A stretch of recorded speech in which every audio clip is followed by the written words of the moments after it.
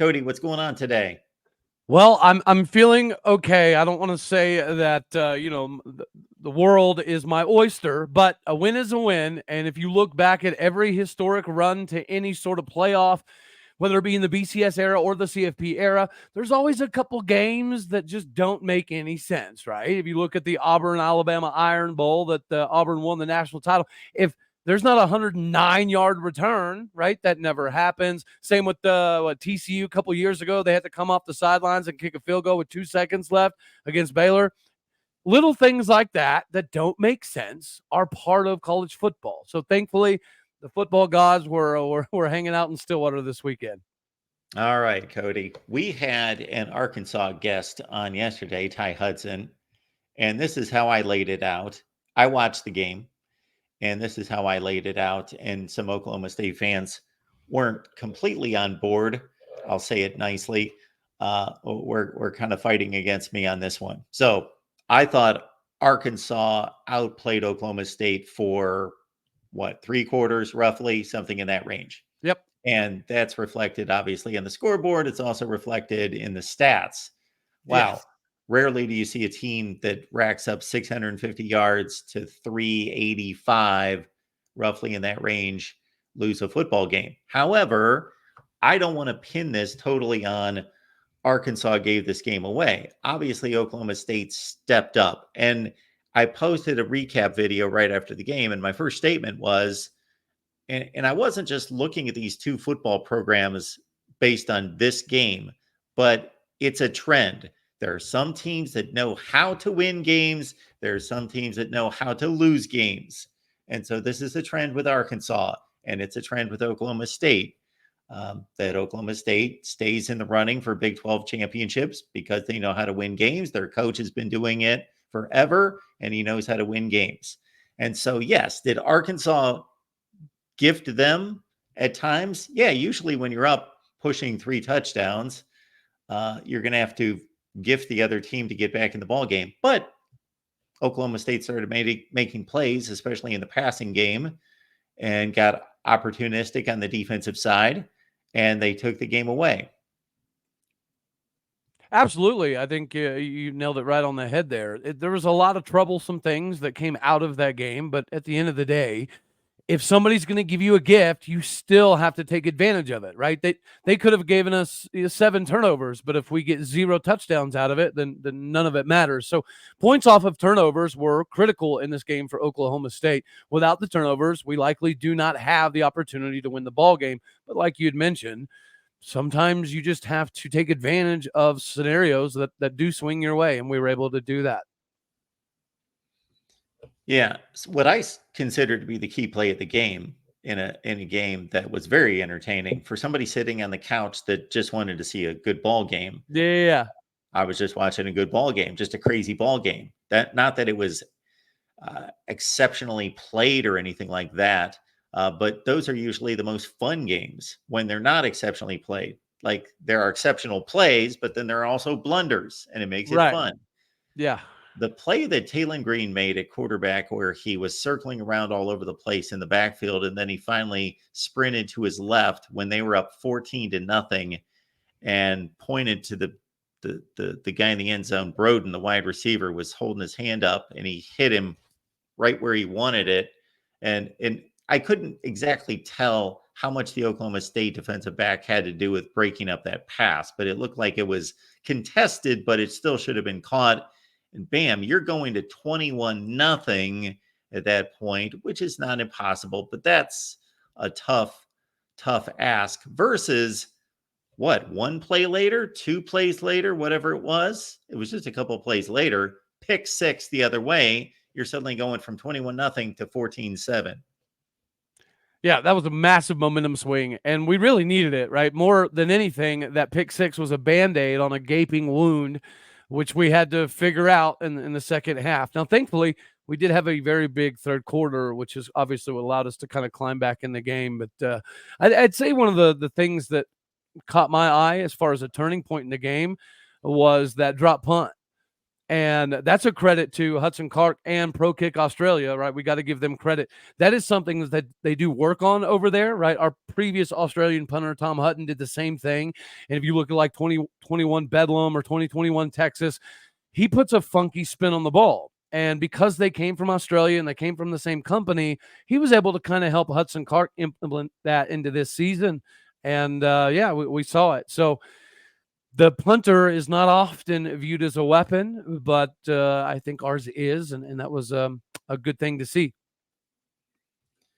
So now we spin ahead to Tulsa, and I got to think that, yeah, you take the win, and then you hope that the team analyzes the tape and is able to get back on the practice field and work on what went wrong or where they need to improve. And I guess the most concerning thing for me from the Oklahoma State side would be the offensive and defensive line of scrimmage results of getting pushed around, especially on the defensive front, giving up all that yardage, and Jaquindon Jackson pretty much having his way with about 150 yards rushing. That would be my biggest concern.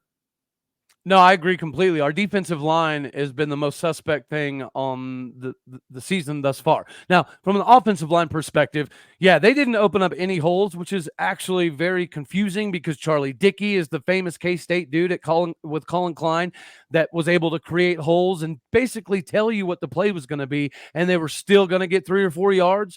So it's kind of weird that Charlie Dickey is having some issues with the offensive line opening running lanes, but this is 8 or 9 of the last 12 games that nobody's touched Alan Bowman. So pass protection is absolutely phenomenal. If we can get run blocking anywhere near that, then the season is going to be as successful as we'd anticipated coming into it. Okay, so I'm going to take that concern, and you already started to hit on it. Flip it to the other side. Ollie Gordon runs for 49 yards. Yeah. And he gets the 12-yarder in overtime. That was his longest run of the day, that Oklahoma State wasn't able to establish the run with arguably the best back in the country.